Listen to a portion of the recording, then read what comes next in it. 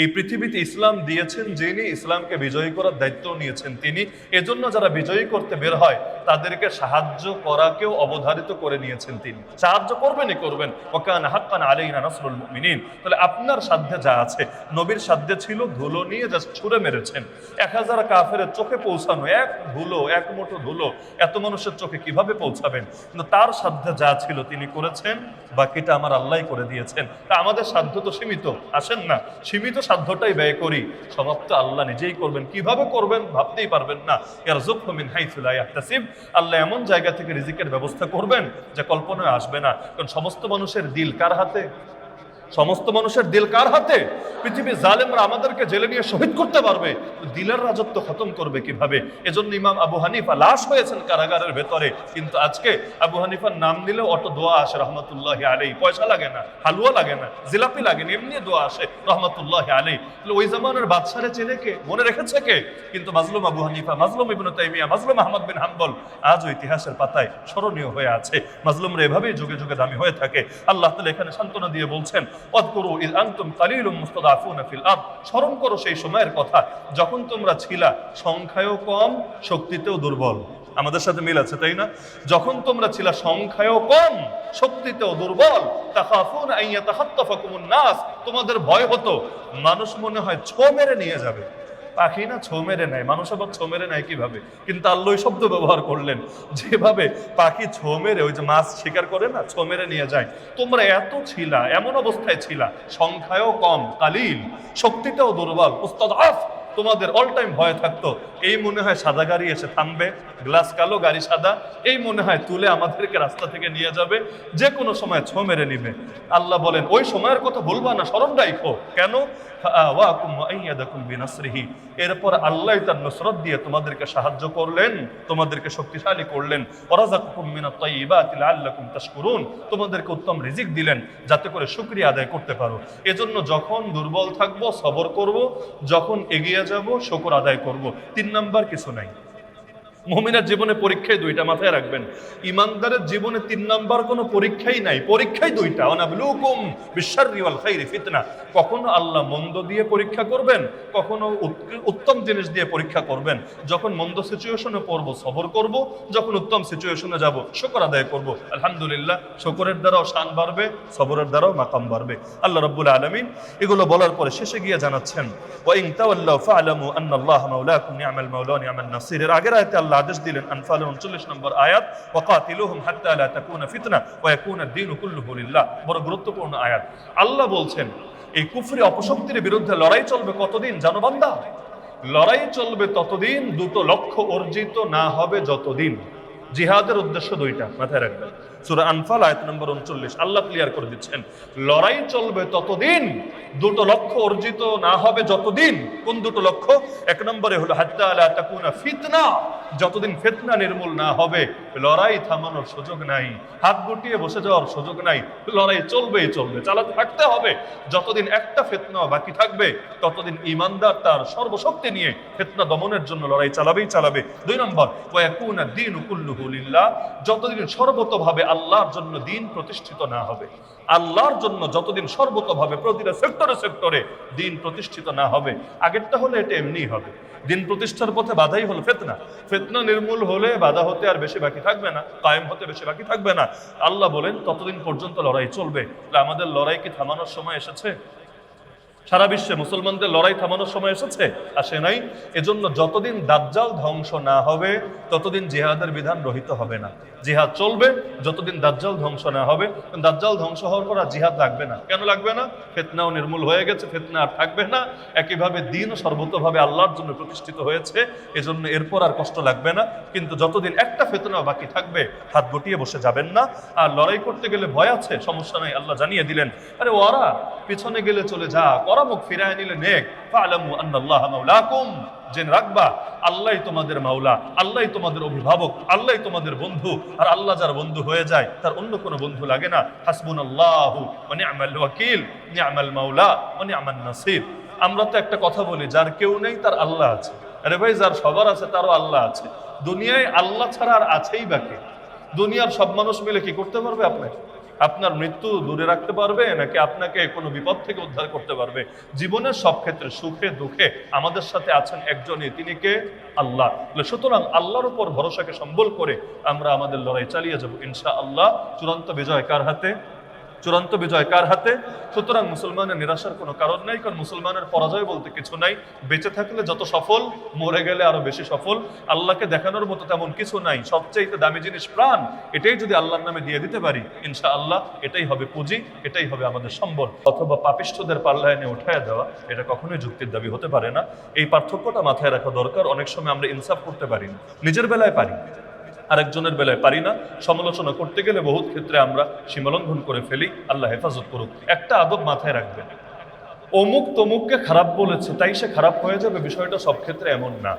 ইমাম বুখারী রাহমাতুল্লাহ আলাইহি ইমাম আবু হানিফার কঠোর সমালোচনা করেছেন।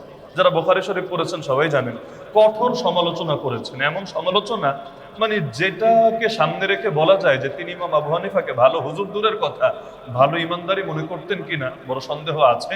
তাহলে বাদুন নাস বলে আপত্তি করেছেন। এখন আজকাল যারা বুখারী পড়ে, বুখারী পড়ায়, তাদের কয়জন এটাকে কেন্দ্র করে ইমাম আবু হানিফার সমালোচনা করবে? বরং বলবে তিনি বলেছেন এটা তার ব্যাপার, আমি বলবো না, এটা আমার ব্যাপার, তিনি তার দৃষ্টিতে মূল্যায়ন করেছেন। তো সুতরাং অমুক অমুকের সমালোচনা করেছে, আমারও তার 14 গোষ্ঠী উদ্ধার করতে হবে, এটা ইনসাফের শিক্ষা না। তাহলে ইবলিস ধ্বংস হয়েছে তার অহংকারের কারণে। আমাদের এখান থেকে সবচাইতে বড় শিক্ষা, জীবনে অহংকার থেকে বেঁচে থাকতে হবে।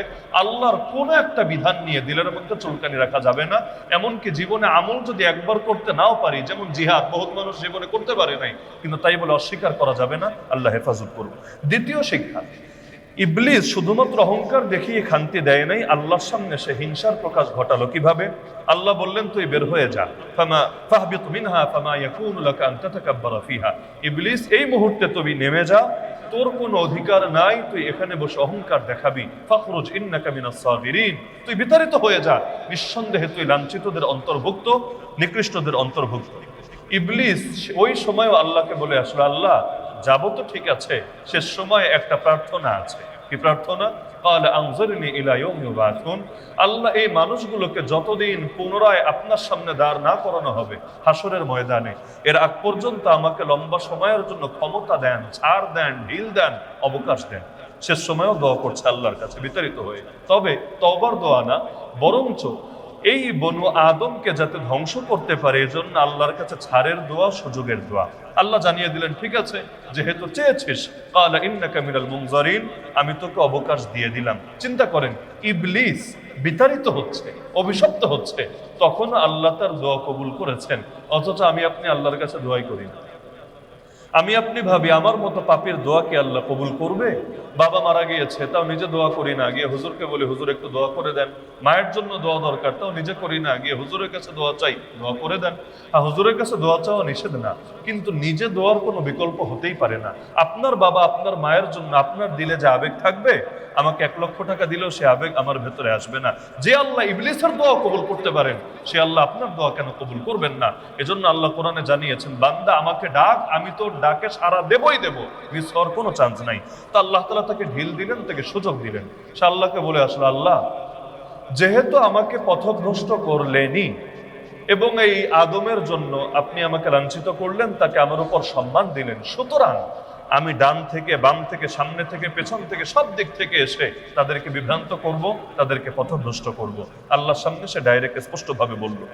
আল্লাহ তাআলা তাকে স্পষ্টভাবে জানিয়ে দিলেন, শোন তুই বহুত কিছু করার কথা বলছিস, সন্দেহ নাই, কিন্তু আমি তোকে ছাড় দিয়েছি। তবে আমার খাঁটি বান্দা যারা, তার উপরে তোর কোনো রাজত্ব চলবে না, তোর কোনো ক্ষমতা চলবে না। এজন্য যারা জীবনের সব ক্ষেত্রে আল্লাহর কাছে সাহায্য চায়, ইবলিস তাদের কোনোই ক্ষতি করতে পারে না। এজন্য বাথরুমে যাওয়ার সময়ও আল্লাহর কাছে শয়তান থেকে সাহায্য চেয়ে যেতে হয়। আল্লাহুম্মা ইন্নী আউযু বিকা মিনাল খুবুসি ওয়াল খাবাইস। সহবাস করার আগেও আল্লাহর কাছে শয়তান থেকে সাহায্য চাইতে হয়। আল্লাহুম্মা জান্নিবনাশ শাইতানা জান্নিবিশ শাইতানা মা রাযাকতানা। এভাবে দেখবেন বিতাড়িত শয়তান থেকে আশ্রয় প্রার্থনাকে আমাদের অনেক ক্ষেত্রেই ইবাদতের অংশ বানানো হয়েছে। এই যে কোরআন তেলাওয়াত করি, শুরুতে কি বলি? আউযু বিল্লাহি মিনাশ শাইতানির রাজিম। বিতাড়িত শয়তান থেকে আশ্রয় চাচ্ছি আল্লাহর কাছে, কারণ আমি যখন আল্লাহর কাছে আশ্রয় চাবো, শয়তানের কোনো প্রভাব থাকবে না ইনশাআল্লাহ আমার উপরে। তাহলে শয়তান আল্লাহকে বলে আসলে আমাদেরকে বিভ্রান্ত করবে। এই যে হিংসা, আদম আলাইহিস সালামের সঙ্গে বুঝলাম তার ঝামেলা হয়েছে, যদি আদম আলাইহিস সালামের জন্য হয় নাই, ওর নিজের জন্য হয়েছে, ওর কুকর্মের কারণে ও ধ্বংস হয়েছে, আদম নবীর জন্য ধ্বংস হয় নাই। কিন্তু তাও মানলাম জিদ যদি থাকে সর্বোচ্চ আদম আলাইহিস সালামের উপরে থাকবে, কিন্তু আমার উপর কেন, আপনার উপরে কেন? আমরা ওর বারাভাতে কবে ছাই ডাললাম? আমরা ওর কি ক্ষতিটা করলাম? কিন্তু ইবলিস আল্লাহকে জানিয়ে আসলো গোটা আদম সন্তানকেই সে ধ্বংস করে ছাড়বে।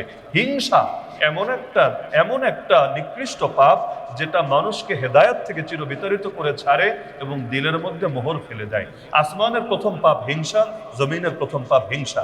আসমান ইবলিসের আগে কেউ পাপ করে নাই, জমিনে মানব জাতির ভেতরে কাবিলের আগে কেউ পাপ করে নাই। কাবিল হাবিলকে খুন করেছে হিংসার কারণে, ইবলিস আদম আলাইহিস সালামের সাথে বেয়াদবি করেছে হিংসার কারণে। এজন্য এই রমাদানুল মুবারকে শিক্ষাটা গ্রহণ করেন, ইনশাআল্লাহ জীবনের সব ক্ষেত্রে মুমিনদের প্রতি আমাদের দিলে কোনো হিংসা, কোনো সংকীর্ণতা যাতে না থাকে। যাদেরকে অন্তরের সংকীর্ণতা থেকে রক্ষা করা হয়, আল্লাহ বলেন ফাউলাইকা হুমুল মুফলিহুন, একমাত্র তারাই কামিয়াব, তারাই সফলকাম। ইবলিস ধ্বংস হওয়ার পর কি করলো? আল্লাহ সূরা আরাফে জানিয়ে দিলেন, প্রথম যেই কাজটা সে করলো, মানুষের ভেতর নগ্নতা ছড়াতে চাই। আল্লাহ তাআলা কোরআনের মধ্যে বলছেন যে ইবলিস সেই সময় চেষ্টা করলো যে সে কিভাবে আদম আলাইহিস সালাম এবং তার স্ত্রীকে সে বিবস্ত্র করতে পারে। এজন্য তাদের কাছে কল্যাণকামী সেজে গেল। সে গিয়ে বলল, দেখো তোমাদেরকে আল্লাহ যে গাছের ফল খেতে নিষেধ করেছেন, কেন জানো? ইন্নী লাকুম আলা মিনান নাসিহিন, আমি তোমাদের কল্যাণকামী হিসেবে বলছি। আল্লাহ নিষেধ করেছেন মূলত এ কারণে, তোমরা যদি এটা খেয়েই ফেলো, ইল্লা আন তাকুনা মালাকাইনি আও তাকুনা মিনাল খালিদিন, তোমরা ফেরেশতা হয়ে যাবা, মানুষ আর থাকবা না। তো ফেরেশতা হলে তো লাভ, অথবা তোমরা চিরকাল জান্নাতে থাকবা, আর কোনোদিন বের হওয়া লাগবে না। তা আল্লাহ না করেছে কেন জানো? যাতে তোমরা ফেরেশতাও না হও, তোমরা জান্নাতে চিরস্থায়ী না হও, তোমরা যাতে আবার দুনিয়াতে ফিরে যাও। এজন্য আল্লাহ না করেছে। তা আমি তোমাদের কল্যাণ চাচ্ছি, ভালো চাচ্ছি, তোমরা একবার খাও, দেখবা বিরাট লাভ হয়ে যাবে। নেক্সট সূরাতে ধোকা, আমাদের সমাজও নেক্সট সূরাতে ধোকা দেয় না? কত ভাবে ধোকা দেয়, পদে পদে ধোকা দেয়। আজকাল তো ইসলামের নামেও যত অনইসলামিক ভার্সন ছড়িয়েছে, সবগুলো তো নেক ব্যানার দিয়ে, নেক সূরাত দিয়ে। বেদাতকে বেদাত বলে খাওয়ালে কে খাবে? কিন্তু বেদাতকে সুন্নত বলে যদি দেখানো হয়, মানুষ তো নেক আমল মনে করে এটা করতে থাকে। তো ইবলিস যখন এই কাজটা করলো, প্রথম ফলাফল যেটা হলো, তারা নিষিদ্ধ ফল খেলেন। আল্লাহ তাআলা জানিয়ে দিলেন তাদের গা থেকে জান্নাতি পোশাক খুলে গেল, জান্নাতি পোশাক। এবং আল্লাহ জানিয়ে দিয়েছেন যে ইবলিস চাচ্ছিলই, ফাওয়াসওয়াসা লাহুমা শাইতান লিয়ুবদিয়া লাহুমা মা উরিয়া আনহুমা মিন সাওআতিহিমা, ইবলিস তাদেরকে কুমন্ত্রণা দিলই এ কারণে যাতে করে তাদের লজ্জাস্থানকে সে প্রকাশ করে ফেলতে পারে এবং তাদের গা থেকে পোশাক সরিয়ে নিতে পারে।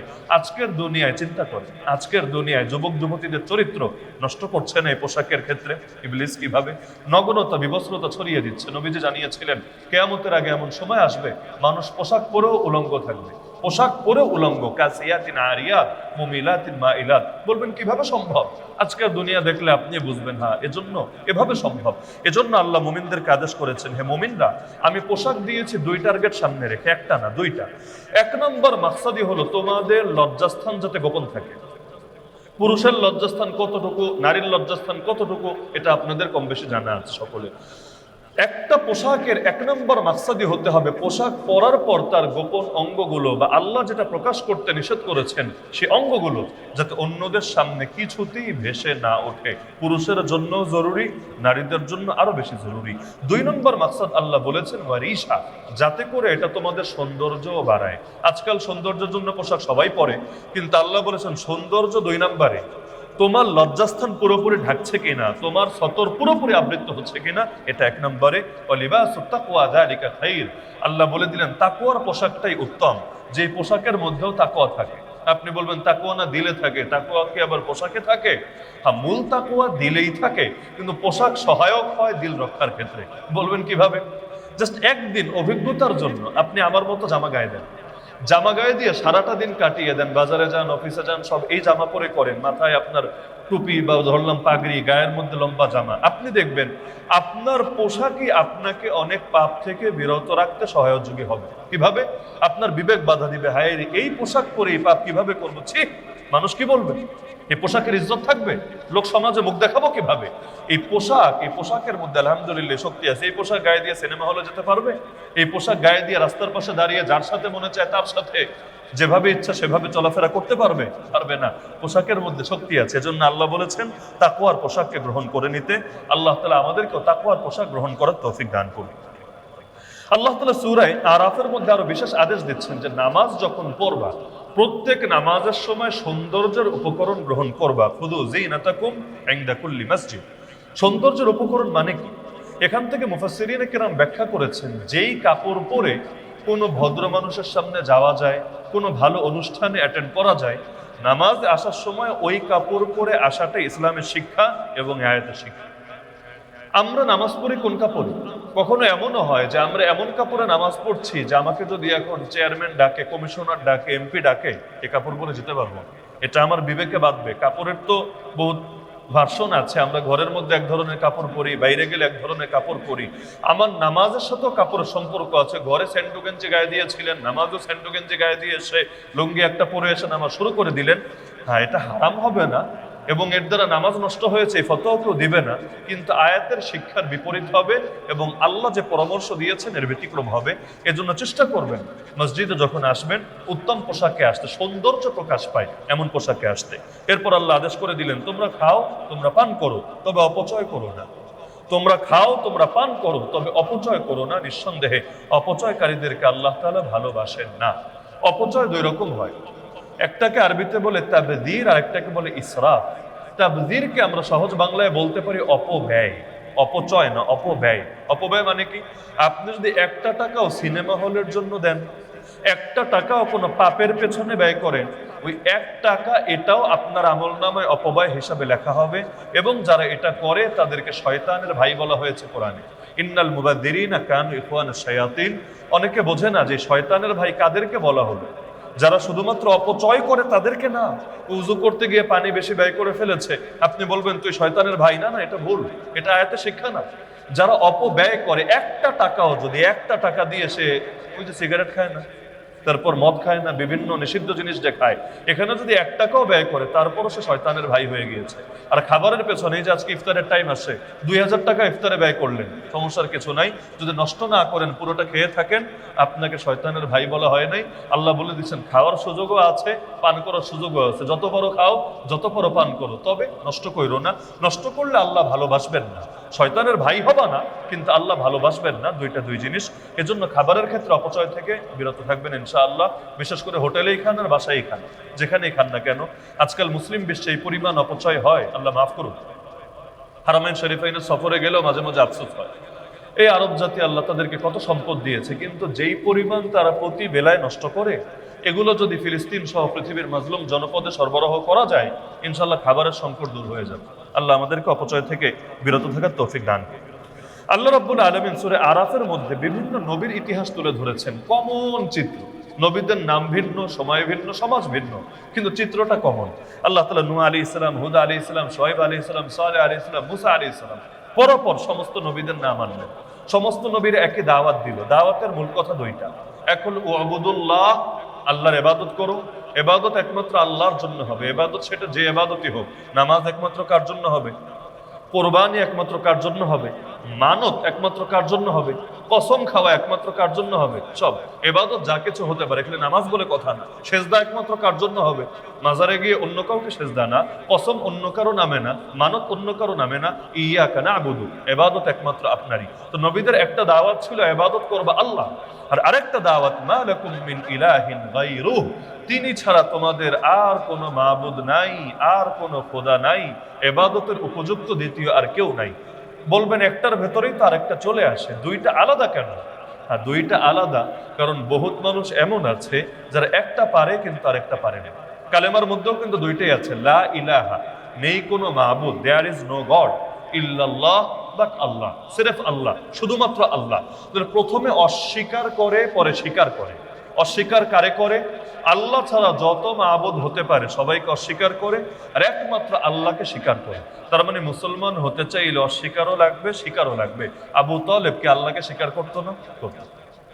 মুশরিকরা, মক্কার মুশরিকরা আল্লাহকে স্বীকার করতো। কোরআনেই পাবেন, আল্লাহ বলেন নবীকে, হে নবী, যদি ওদেরকে জিজ্ঞেস করেন আসমান জমিন কে বানিয়েছেন, চাঁদ সূর্য কে চালান, ওরা জবাব দিবে আল্লাহ। তাহলে মুশরিক কেন? আল্লাহকে স্বীকার তো করছে, কিন্তু অন্যান্য দেবদেবী এগুলোকে অস্বীকার আবার করতে পারছে না।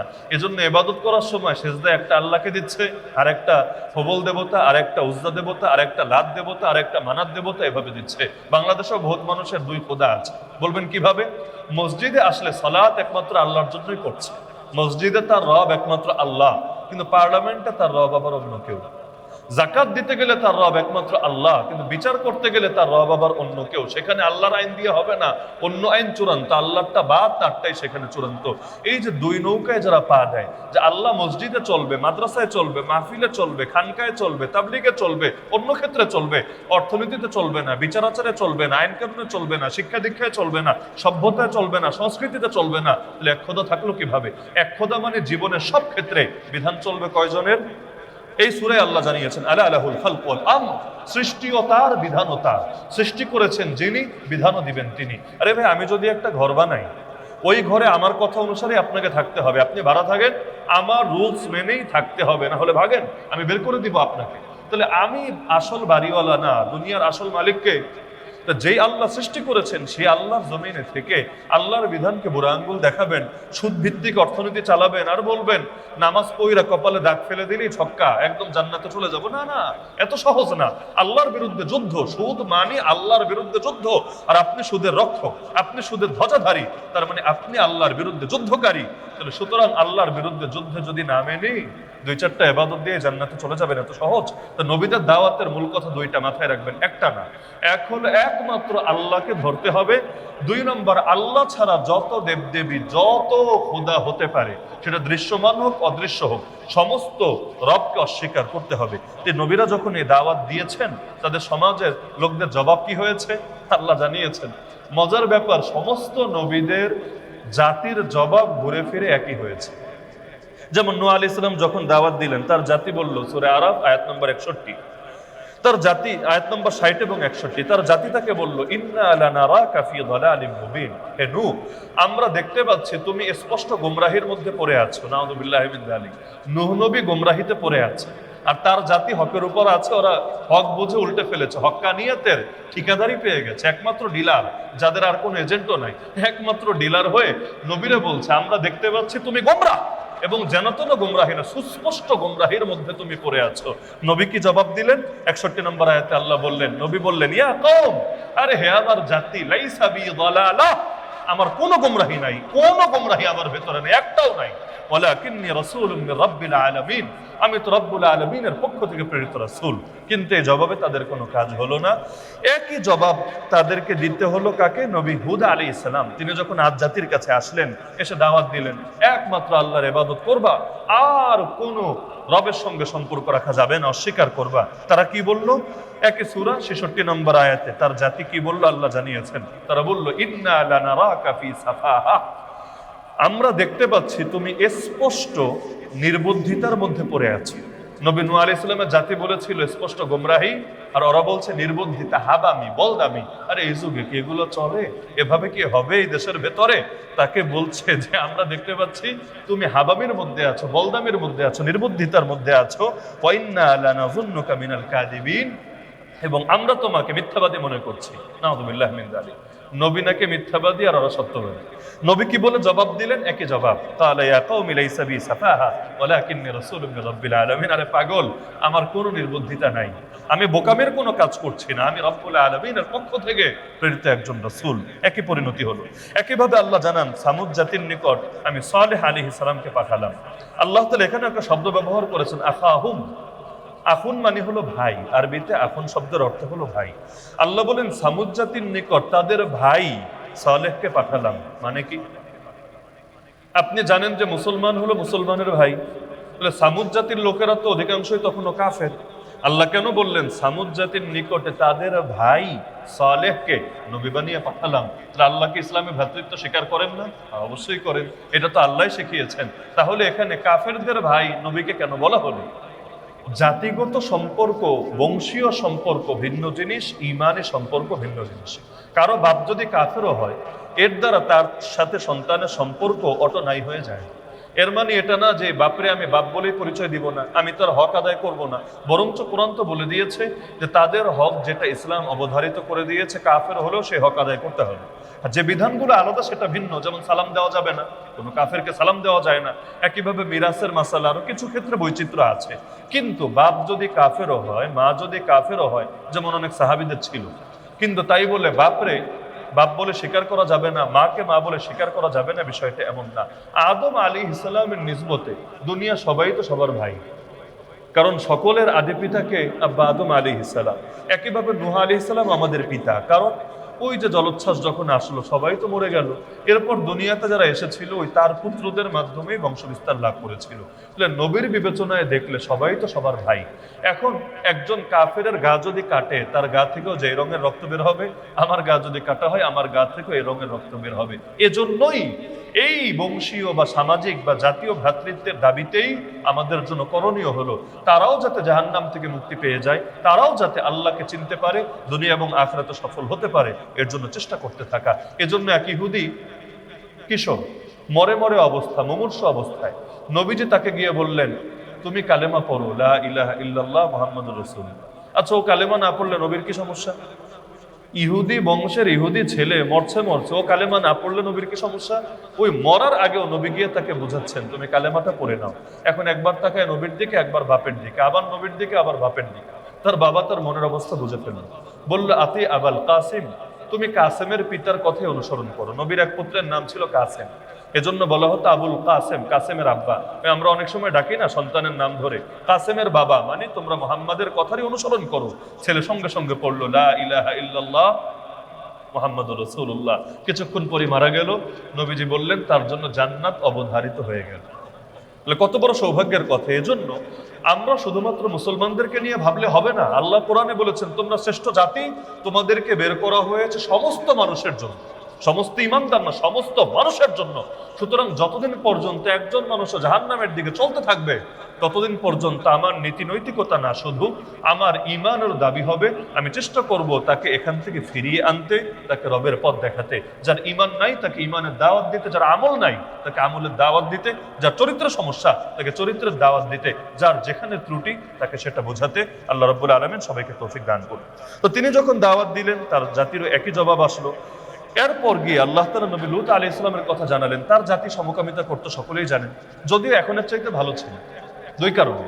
এক নম্বরে তখন শুধু পুরুষে পুরুষে সমকামিতা হতো, নারীতে নারীতে হতো না, অথচ এখনের দুনিয়ায় দুইটাই চলে। একইভাবে তখন সমকামিতা হতো, কিন্তু এর পক্ষে আইন হয় নাই। আইন না, এটাকে আইনে বৈধতা দেওয়া হয় নাই। অথচ এখন পৃথিবীর বহু রাষ্ট্রে আইনি বৈধতা দেওয়া হয়েছে। এর বিরুদ্ধে প্রতিবাদ করলে আপনাকে জেলে ভরা। এমনকি বাংলাদেশেও এটাকে আইনি পর্যায়ে নেওয়ার জন্য বহু আগ থেকেই ষড়যন্ত্র শুরু হয়েছে। শিক্ষা সিলেবাসে পর্যন্ত শরীফ শরীফা, ওই যে সেই বিকৃত গল্প ঢুকিয়ে আমাদের কোমলমতি শিশুদের মস্তিষ্ককে বিকৃত করার চেষ্টা করা হয়েছিল। এখনো প্রচেষ্টা বিভিন্ন এজেন্ডা নিয়ে বিভিন্ন গোপন গোপন সংস্থাগুলো কাজ চালিয়ে যাচ্ছে। যেই পাপের কারণে অতীতে পুরো জাতি ধ্বংস হয়ে গিয়েছে, ওই পাপের পুনরাবৃত্তি কোনোভাবেই হতে দেওয়া যাবে না এদেশে, না হলে আমাদের উপর আল্লাহর গজব অবধারিত হয়ে যাবে। তো তিনি তার জাতিকে বললেন, তোমরা এগুলো ছাড়ো, আল্লাহ তাআলা তোমাদেরকে যা নিষেধ করেছেন সেটা পরিহার করো। তার জাতি জবাব দিল, আখরিজুহুম মিন কারিয়াতিকুম, সূরা আরাফ আয়াত নম্বর 82। তারা একজন আর একজনকে বলল, এই নবীকে আর ওর অনুসারীদেরকে ঘাড় ধাক্কা দিয়ে এলাকা থেকে বের করে দাও, এলাকায় থাকতেই দিও না। অপরাধ কি? ইন্নাহুম উনাসুন ইয়াতাতাহারুন। আগে বড় হাসি আসতো, এখন কান্না আসে। অপরাধের কথাটা বলল। তারা বলতে, এদের অপরাধ হলো এরা এমন কিছু মানুষ যারা পবিত্র থাকতে চায়। নাউযুবিল্লাহ। এটা কি পাপ? পবিত্র থাকতে চাওয়া কি পাপ? এটা কি অপরাধ? কিন্তু তারা কেন পবিত্র থাকতে চায়? এজন্য তাদেরকে এলাকায় থাকতে দিবে না, বের করে দিবে। আজকে কোথাও কোথাও সমস্যা দেখা যাচ্ছে। আপনি ভালো থাকতে চাইবেন, ভালো থাকতে দিবেন, আপনাকে পথের কাঁটা মনে করবে, আপনাকে নষ্ট হতে বাধ্য করবে। যদি নষ্ট হন তাহলে থাকতে পারবেন, না হলে হয়তো চাকরি খাবে, না হলে দুনিয়া থেকেই নাই করে দিবে আপনাকে।